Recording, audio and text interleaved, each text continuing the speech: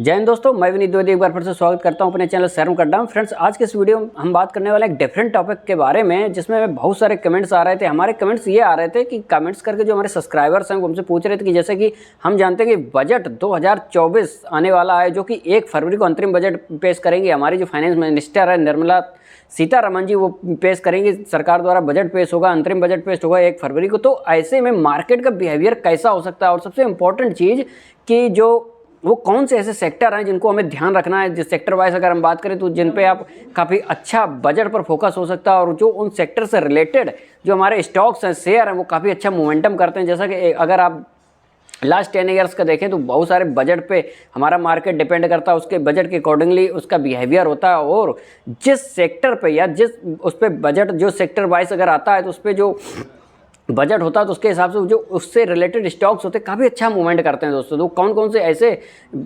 Sectors हैं जिनको हमें ध्यान रखना है। तो नंबर 1 पे अगर हम बात करें तो हमने तीन सेक्टर्स निकाले हैं दोस्तों। वो नंबर 1 पे जो हमारा सेक्टर है वो रेलवे सेक्टर है दोस्तों। तो रेलवे के जो स्टॉक्स हैं दोस्तों काफ़ी आप बिल्कुल ध्यान रखना चाहें।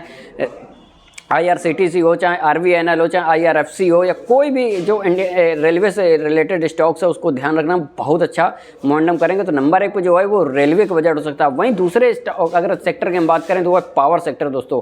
पावर सेक्टर में भी जो रिन्यूएबल एनर्जी की तरफ हम जान रहे हैं कि पूरी दुनिया, इंडिया ही नहीं, अपने देश से इंडिया ही नहीं बल्कि पूरा देश रिन्यूएबल की तरफ से मूव कर रहा है। और जो पावर सेक्टर में रिन्यूएबल एनर्जी से रिलेटेड स्टॉक्स हैं, चाहे वो टाटा पावर हो, अडानी पावर हो, JSW जो भी हैं, वो सारे जो भी रिन्यूएबल एनर्जी से रिलेटेड हैं वो दोस्तों आप स्टॉक्स को ध्यान में रखेंगे और उस रखेंगे तो पहला।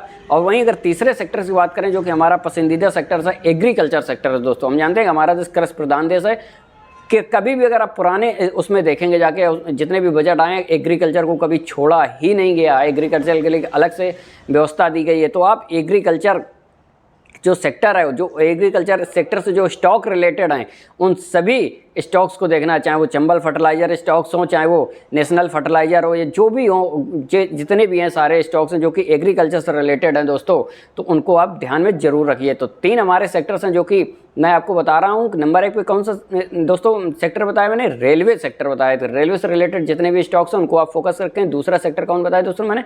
Power sector. पावर सेक्टर में भी रिन्यूएबल एनर्जी वाले जो सेक्टर मतलब स्टॉक्स हैं उन पे फोकस करें दूसरा।